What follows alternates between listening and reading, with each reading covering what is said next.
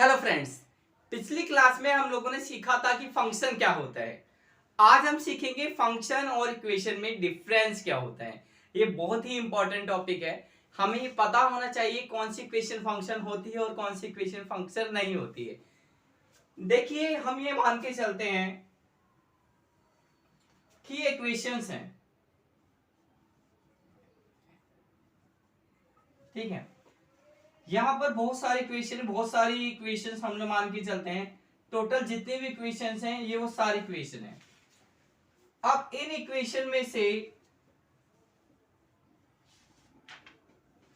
कुछ equations function होंगी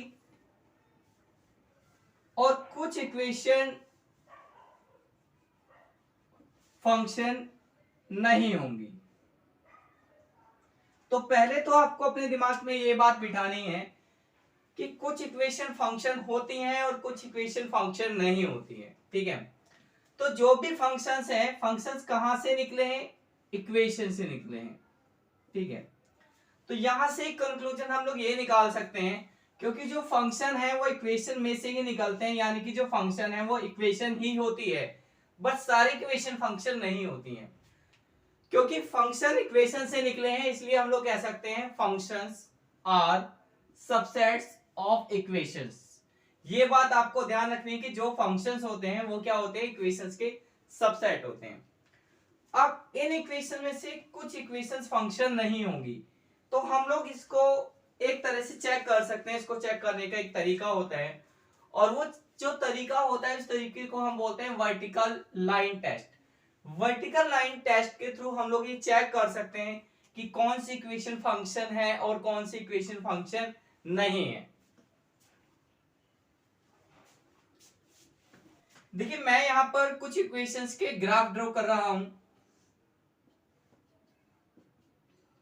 ये एक इक्वेशन है और इस किसी इक्वेशन का ये ग्राफ है। बेसिकली क्वाड्रेटिक इक्वेशन का ग्राफ है। ये सर्कल है, ये सर्कल का ग्राफ है। तो आपको क्या करना होगा? अब आपको ये चेक करना है, ये एक इक्वेशन का ग्राफ है और ये भी एक इक्वेशन का ग्राफ है। इस ग्राफ की जो इक्वेशन है दैट इज सर्कल, और इस ग्राफ की जो इक्वेशन है ये क्वाड्रेटिक इक्वेशन है। अब हमें कैसे पता चलेगा कि ये ग्राफ फंक्शन को रिप्रेजेंट कर रहा है या फिर फंक्शन को रिप्रेजेंट नहीं कर रहा है? तो सबसे पहले हम लोग क्या करते हैं, किसी इक्वेशन का ग्राफ ड्रॉ कर लेते हैं। ग्राफ ड्रॉ करने के बाद हम क्या करते हैं? एक वर्टिकल लाइन ड्रॉ करते हैं। देखिए, हमने एक वर्टिकल लाइन ड्रॉ करी, यहां कहीं से भी हम एक वर्टिकल लाइन ड्रॉ कर देंगे। ये अगर आप देखोगे तो ये जो ग्राफ है ये किसी इक्वेशन का ग्राफ है। ये वर्टिकल लाइन इस ग्राफ को सिर्फ एक पॉइंट पे काट रही है, और ये जो सर्कल है ये भी एक इक्वेशन का ग्राफ है, और ये वर्टिकल लाइन इस ग्राफ को दो जगह काट रही है। तो ये फंक्शन नहीं है, ये फंक्शन है। अगर किसी इक्वेशन के ग्राफ को वर्टिकल लाइन एक पॉइंट पर काटती है ये तो आप कहोगे ये ग्राफ फंक्शन है। अगर किसी इक्वेशन के ग्राफ को वर्टिकल लाइन दो पॉइंट पर काटती है तो आप कहोगे ये ग्राफ, यानी कि ये जो इक्वेशन है, जिस इक्वेशन से ग्राफ बना है वो फंक्शन नहीं है। ये सर्कल ऐसे ही आप हाइपरबोला का एग्जांपल ले सकते हो। ये एक हाइपरबोला है।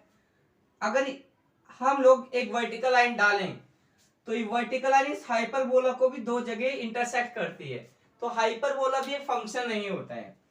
तो दो बातें हमें पता चल गई हैं कि इक्वेशंस जो फंक्शन होते हैं वो इक्वेशंस के सबसेट होते हैं। वर्टिकल लाइन टेस्ट से हम चेक कर सकते हैं कि ये जो ग्राफ है, जिस इक्वेशन का ग्राफ बना है वो फंक्शन है या फिर फंक्शन नहीं है। दो बातें।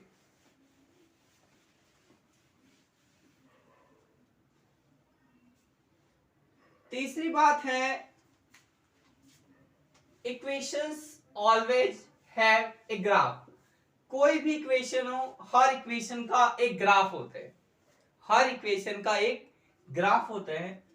while some functions cannot be graph, लेकिन कुछ ऐसे भी फंक्शन होते हैं जिनका ग्राफ नहीं बनाया जाता है।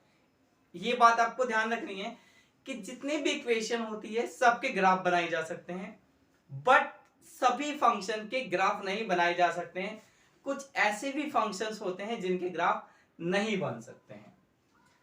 तीसरी बात मैं ऑलरेडी आपको समझा चुका हूं, तो ऊपर की 3 बात हम समझ चुके हैं। वर्टिकल लाइन टेस्ट से हम चेक कर सकते हैं फंक्शन को। सभी इक्वेशंस के ग्राफ होते हैं बट सभी फंक्शन के ग्राफ नहीं होते हैं, और फंक्शन सबसेट होते हैं इक्वेशन का। अब चौथी बात पर आते हैं।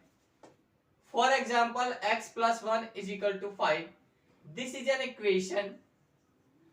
इस इक्वेशन को अगर हम सॉल्व करते हैं तो x की वैल्यू 4 आती है, और इस इक्वेशन में सिर्फ एक ही वेरिएबल है, दैट इज x। तो इक्वेशन ऐसी भी हो सकती है जिसमें एक ही वेरिएबल हो, बट फंक्शन ऐसा नहीं हो सकता है जिसमें एक ही वेरिएबल हो। फंक्शन में कम से कम एटलीस्ट 2 वेरिएबल्स होने चाहिए। किसी भी फंक्शन में कम से कम 2 वेरिएबल्स होने चाहिए। एक डिपेंडेंट वेरिएबल होना चाहिए, एक इंडिपेंडेंट वेरिएबल होना चाहिए। इंडिपेंडेंट वेरिएबल 2 से ज्यादा भी हो सकते हैं, एक से ज्यादा भी हो सकते हैं, बट एटलीस्ट एक होना चाहिए। तो एक कम से कम एक इंडिपेंडेंट वेरिएबल होना चाहिए। डिपेंडेंट वेरिएबल हमेशा एक ही होता है।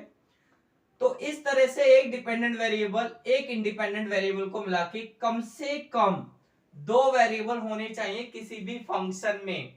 बट इक्वेशन ऐसी भी हो सकती है जिसमें सिर्फ एक ही वेरिएबल हो। तो एक ये भी डिफरेंस है, इक्वेशन में सिर्फ एक ही वेरिएबल हो सकता है बट फंक्शन में एक वेरिएबल नहीं हो सकता है। फंक्शन में कम से कम 2 वेरिएबल होने चाहिए। देखिए हम लोग इक्वेशन और फंक्शन के बीच में कुछ डिफरेंसेस समझ चुके हैं। एक बात मैं आपको और बताना चाहता हूं। हम एक एग्जांपल लेते हैं। देखिए ये एग्जांपल है प्रोडक्शन फंक्शन का। आप सब बुक को पता होगा, आप स्कूल में 12th क्लास में या 11th क्लास में माइक्रो इकोनॉमिक्स में प्रोडक्शन फंक्शन को पढ़ चुके होगी, है ना। ये हमारा प्रोडक्शन फंक्शन है। अब इस प्रोडक्शन फंक्शन में मैं क्या करूं, आपको y की कुछ वैल्यू दे दूं,